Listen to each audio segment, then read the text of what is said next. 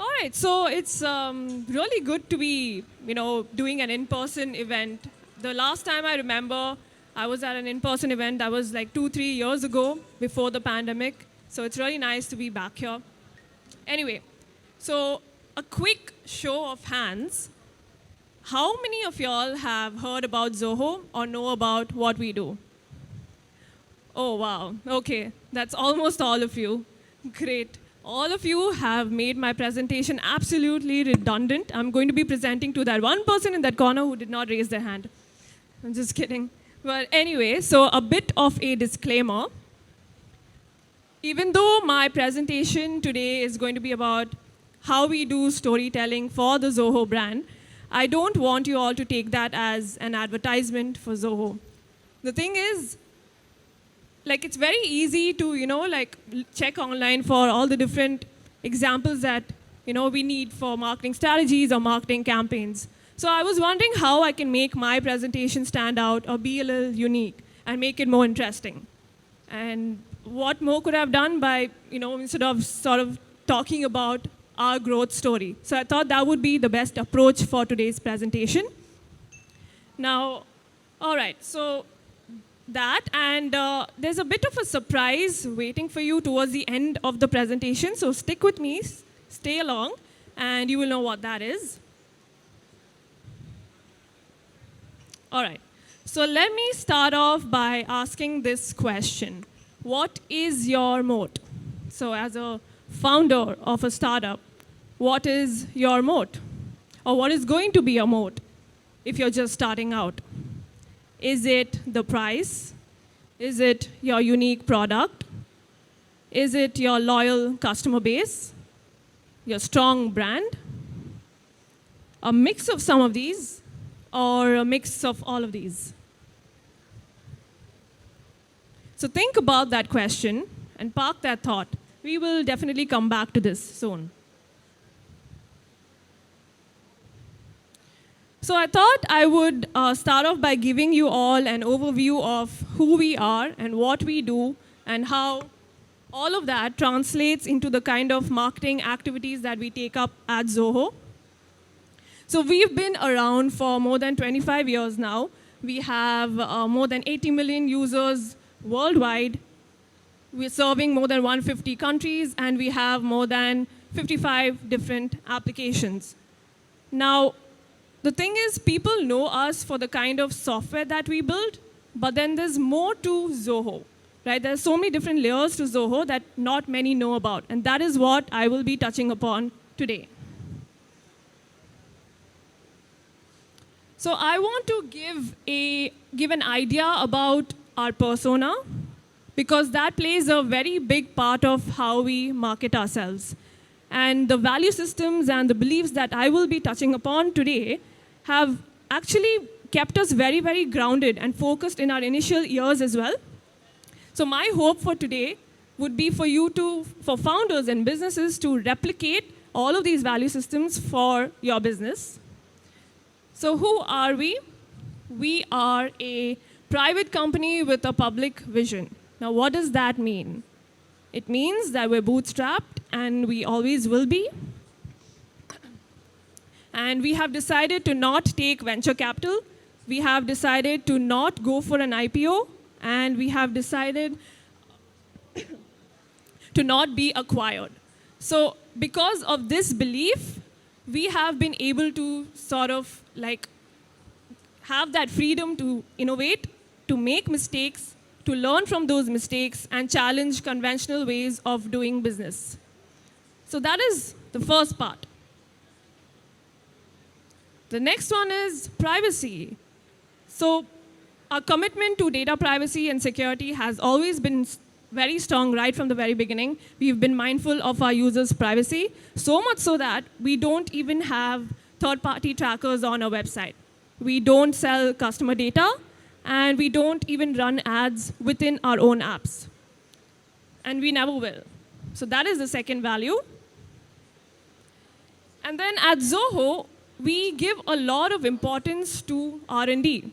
We believe in building technology capability and knowledge capital. Now, this is important because these take precedence over sales and marketing for us. And because of that belief, we've been able to sort of expand our ecosystem, expand our product portfolio, and year by year, that is. And by investing in our, so we did this by investing in our products, by investing in our infrastructure, by investing in our people. So here are some core values and principles that we abide by, that we stand by, and that drive us. Now, the reason why I'm touching upon these value systems is because from the global marketing strategy point of view, we'd like to convey all of these to our audience. And so I was talking to our sales director, and he happened to mention that a lot of our users and customers actually want to know more about who we are, more than all of the product features and releases and announcements that we do.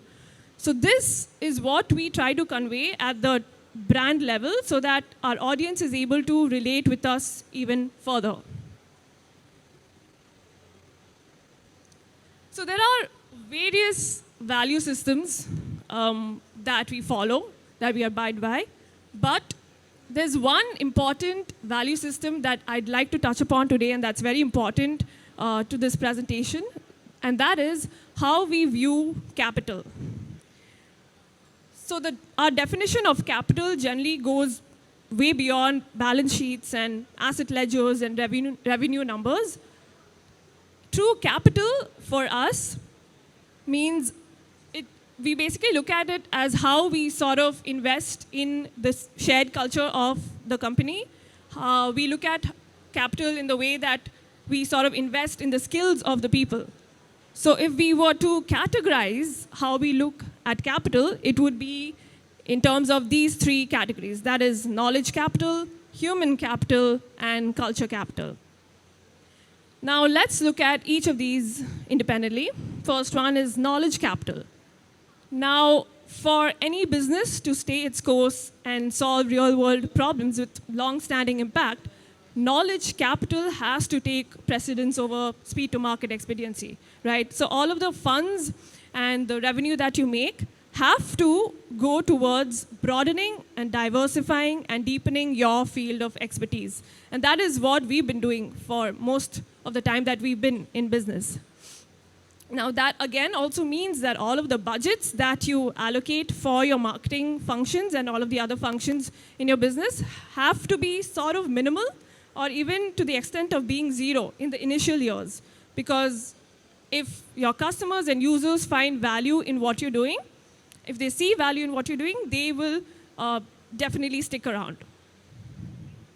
Now moving on to human capital. So for us, we look at, or we aim to sort of give a holistic work experience to our employees.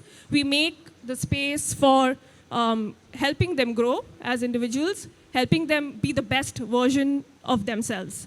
Because material aspects like pay, promotions, perks, and in-office recreation activities, all of that is definitely essential. That is absolutely needed. But if there's no space for spiritual qualities like forgiveness and acceptance and trust and freedom, all of this will lack meaning. So that is another value that we sort of give importance to. Now coming to culture capital. So this is again very straightforward. When you have a strong culture at your company, it'll add basically a lot of meaning to what you're doing and how you're doing it, and it will guide how you run your business. So these are the three main categories that we look at when we talk about capital. And do remember that when the notion of capital sort of becomes expansive rather than restrictive, opportunities at your business will tend to crop up a lot more. So you might be wondering why I am emphasizing on all of these value systems so much. It is not to boast about ourselves, absolutely not. The thing is, we are all aware of these qualities, but because of this hustle of doing business or the hustle of powering through life, we tend to oversee these qualities. So I'm here to give you all a reminder, or maybe take it as a refresher, and know that because we've been sort of following all of these, we've had these value systems very grounded and solid as our foundation, we've stuck around for 26 years. It has worked for us. It can work for you as well. So that was just one part of the narrative. What is the second part of a narrative? We are a software company at the end of the day. We have to make money. We have to make revenue. So how do we make money? How do we simplify it? The only way we make money is when a customer purchases a software license from us. So now the question of profitability also comes into the picture, right? So it's not about 5x growth or 10x growth or 15x growth. In doing 10x growth, how much more are you spending? That is a filter that some companies have and some companies do not have. So when it comes to problem solving, we don't really look at simply solving that problem by throwing money at it. That doesn't mean that we're not willing to spend on marketing or any of our campaigns. We do. We're just picky and we make smart decisions when it comes to such marketing campaigns. We're absolutely okay with leaving money on the table because when you put profits before your customers and users and people, you tend to end up with less of both. Another thing about us is that we neither charge super high for our products that would end up hurting our customers. We neither do that, nor do we charge too less. That would make us not make revenue or not be profitable, right? So we take our time, we gain our customers' trust, we work on building great products that would help businesses excel. So, circling back to this question again, what is your moat? How are you going to differentiate yourself? Why should people choose you? Why should people care about you? What is your competitive advantage? So for us, we've managed to build a moat around ourselves by consistently and continuously investing in R&D. In fact, 3 times more in R&D than in sales and marketing. And we've taken the time and effort to build our product portfolio and our entire ecosystem from scratch. And this was in the initial years. We've always been an engineering-driven company, very product-led. And only now in the recent years, we realized that it's also important to take care of the brand marketing side of things. So we've started focusing on that as well. So yeah, for us, it all boils down to the ethos of the company, how we operate, how we think, how we function. Because as our CEO, Sridhar Vembu, says, we are in business to run it and not to run away from it. So this is how we're determined to grow as a company. This is how we're telling our story. So I have focused a lot on different themes, right? That's privacy and how we give importance to our people and the skills of people and embrace talent and all of those different value systems. And these are all different narratives and themes that we have focused on and worked on passionately for many, many years. Only in the recent years did we realize that we should be tying all of these different narratives and themes together to tell a larger story. And that is what we're doing. And it's just a happy coincidence because it's not like we set out to do this as spin this off as a marketing thing. We've been just focusing on all of these different themes, putting our head down and working generously on it in silo and independently.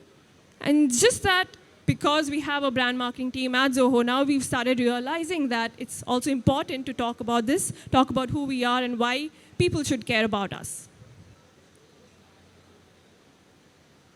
So as this famous saying goes, the whole is greater than the sum of its parts. And this is exactly the premise on which Zoho's brand marketing currently sits on and exists for. Now finally, coming to some of our marketing experiments that we've done in the past. Now our goal has always been to get closer to our customers and help them see value in what we're doing. We've done a lot of brand marketing campaigns in the past, and one of the most successful ones was this. So you may have heard about Dreamforce, right? It's a user conference that is conducted by Salesforce, right? And this specific event happened in the year 2013. So what happened was, the thing is, as our competitor, Salesforce obviously didn't want us being anywhere close to them, to their customers. So how did we exactly go around being close to the customers? This is what we did. We offered them free pedicab rides to go from one destination to another.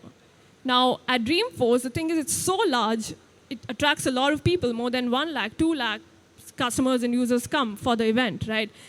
And at the event, because there are so many sessions, all those sessions are held at different venues. So to go from one session to another, we offered them free pedicab rides. And because they would be out and about, they would be tired, roaming around all day, walking from one destination to another, we thought of giving them free warm food as well.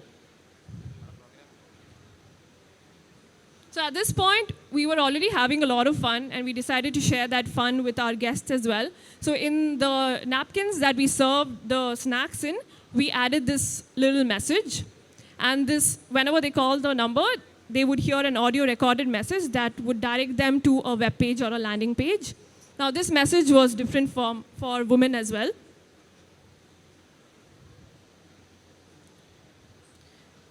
So now, would you call this guerrilla marketing? I mean, you would like to say that, right? You would like to think so. For us, it wasn't really guerrilla marketing, because guerrilla generally has the connotation of being disruptive. But we weren't exactly disruptive. We were quite the opposite. We were helping Salesforce customers out. So yeah, like we had a lot of fun planning and executing this event. This also got a lot of engagement on social media, a lot of traction, a lot of likes, and yeah, many brands also spoke about us. And after this campaign, we also worked on many different campaigns around Small Business Week and Women's Day and Valentine's Day. And back then, we were sort of, again, experimenting with these brand marketing campaigns. And we've evolved a lot more since then. So this was at the this was at the brand level. Now, at the product level, what have we done? This was a recent campaign that we did for the Zoho Finance Plus suite. This was for WCOA, which is World Congress of Accountants. And that is basically the Olympics of Accountants that happens once in 4 years. And this time, it happened in India. So what we did was we planned a major campaign, especially ATL campaign, in 2 parts, in 2-3 formats. One was a 10-day campaign targeting all of the 6,500 delegates and CAs that were coming to this event via airport ads and aircraft ads and all of that. And we also did a 15-day campaign in many main areas of, or main junctions of Bombay via billboards and bus ads and the likes. So these are some pictures from the campaign. This was at the airport, both domestic and international terminals, and inside the aircraft as well. And we also had an in-house event branding. We had a very big booth, and inside that booth, we had different experience zones for all of the products that are part of the Zoho Finance Plus suite. That is expense, inventory, books, and all of that. And along with that, we had a very big meeting room, like a 10-seater meeting room for all of our product experts to sort of give our users and customers demos. And we had a keynote session by our CEO, Sridhar Vembu, that was a big hit. We had other masterclasses and marketing collaterals as well. So like I said, if you remember, it's not like we do not spend or invest in marketing. We do. It's just that we're very tactical when it comes to these things. I hope you're able to read this post. So we went with the theme, I trust Zoho Books. And what we decided to do was make the most of how our customers are, how our users themselves talk about us. So they were brand evangelists for this specific campaign. And you can see that Mr. Sriram has posted about this campaign from his personal LinkedIn account. So this worked so much so that our own our own competitors started talking about it on social media. So she said, as a fellow marketer, I am absolutely in awe of this campaign. And I remember coming across this post on social media and thinking, I must share this with the larger marketing team. And everybody was thrilled at the company. It was such a heartwarming moment for us.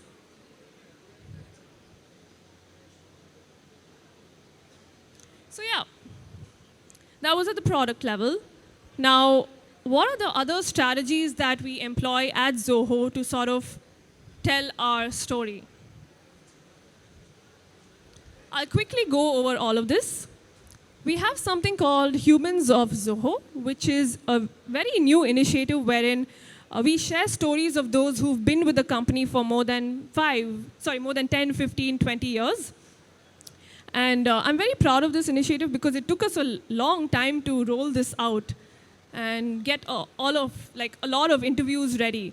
And we have more than, I would say, 1,000 folks who've been with the company for more than 10 years. And we have more than 100 folks who've been with the company for more than 20 years. So it takes a while to sort of reach out to all of these people and get these interviews rolling, right? So yeah, these are the kind of people who've grown up with the company, who've powered through challenges in the company. They faced the dot-com burst and all of the different, they've had so many different experiences. They are, like it says, the people behind the foundation of our culture and the products that we have built. So if you'd like to check this out and know more about what we're doing and how we're doing, you can head to zoho.to/humans of Zoho. Just please make sure to get the capitalization correct for this. H capital, O capital, Z capital. Next, we have something called Zoho Community. And this is actually headed by this person over here, bottom left, Vidya Vasudevan. So Zoho Community is basically a community of highly passionate users and customers and even partners who evangelize for the Zoho brand. And communities are generally self-driven, right? So they're running this show all by themselves. And it's, so it's a forum for people to connect, engage, and learn from each other. And they are our real MVPs and champions.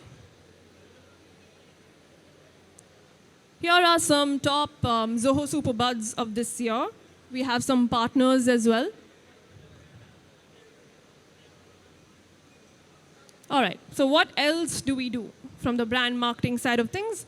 We have our monthly newsletter, which is called Zoho Buzz, wherein we share notable business highlights with our users and customers and keep them informed about all things Zoho. Social media. So social media promotions are a given, right? So earlier we used to share a lot of product-related announcement and releases, and then we slowly moved on to sharing thought leadership articles because, our intention is to sort of educate our audience more than talk to them or tell them about all the products that we're going out with. So like our customers themselves have said that they would like to know more about who we are and what we do, what we stand for, and in turn build trust with them. That is key for any business to sort of stay in the whole market for the long term.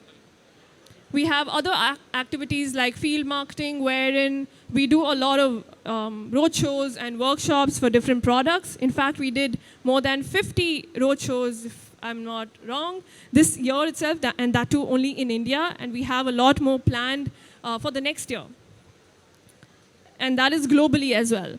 And then we have our own signature user conference called Zoholics, where we invite our users and customers again, and even partners or anybody who would like to know more about the Zoho suite of Zoho suite of products, and talk to them, interact with them, and help them build, figure out solutions for their business. We also host lunches and dinners with analysts and get suggestions and feedback from them to improve our product portfolio. Now, again, we travel to meet all our customers and get proper customer stories out of them, understand where we're lacking, understand where we can improve, and get proper video case studies going. So this is, okay, so since this is our marketing event, it makes sense for me to share some marketing tools with all of you so that you'll be able to run your business better and do your marketing activities better. We have something called Zoho Marketing Plus. It's basically a platform, or a unified marketing platform that streamlines and unifies all of your marketing activities in one place. So if you'd like to know more about Zoho Marketing Plus, you can head to zoho.com/marketing+. So with Marketing Plus, like it says, you can ideate, create, and execute all of your campaigns across SMSs, emails, social media, surveys, webinars, online events, and all of that. And then you can even discuss and work with your team members in one screen, in one app, and manage all your campaign-related communication. Now, we have something called Zoho Work Drive, where you can store all your marketing collaterals and your branding kits in one place. And then if you'd like to access them, you can do so with a simple search. We have something called Zoho Analytics as well, because, of course, you'd like to measure how your campaigns are performing at the individual level and at the overall group level as well. So we have, you'll be able to do that. So these are some screens from within the app. This is an overview of how your campaigns will look like. This is the marketing ROI dashboard. And this is where you can collaborate and discuss with your team members. You can tag them and notify them, basically. So what exactly are the benefits of this platform? So all of the features, that is omni-level, multi-touch point, and analytics, and campaign workspace, all of that is built into this platform. And you will be able to use that with absolutely no extra charges. We have something called Brand Studio as well, where you can unify all your marketing activities in one place. And so basically, Marketing Plus is the only unified platform in the market, and I thought I would mention that. What else do you get? You get a bird's eye view or a high visibility on your customer and marketing data, and you can stay on the same page with your team members and deliver consistent and exceptional experiences to your audience. So this is the offer that I was talking about, the surprise that I was talking about. You will get credits worth 5,000 rupees if you'd like to try out the paid version of the Zoho Marketing Plus suite, absolutely for free. So if you'd like to sign up, if you're interested, you can head to zoho.to/HUDDLE-MP. And again, please make sure to get the capitalization correct for this, H capital and M&P capital. So what will happen is you will have 10 days to sort of claim these credits, and after you claim these credits, you will have another 30 days to use these credits. So if you're interested, to simply just try out, you don't have to sign. You don't have to become a customer if you're not happy with it. But you get these many credits to simply try out, and that to the paid platform. So go ahead, try it out, and let us know. So that's about it. Thank you. Thank you for coming for this session and patiently hearing me out. If you have any questions, I would be happy to help you out. I don't know if I have exceeded my time limit. If I have, then maybe we can meet outside and talk as well and get conversations rolling. Thank you so much.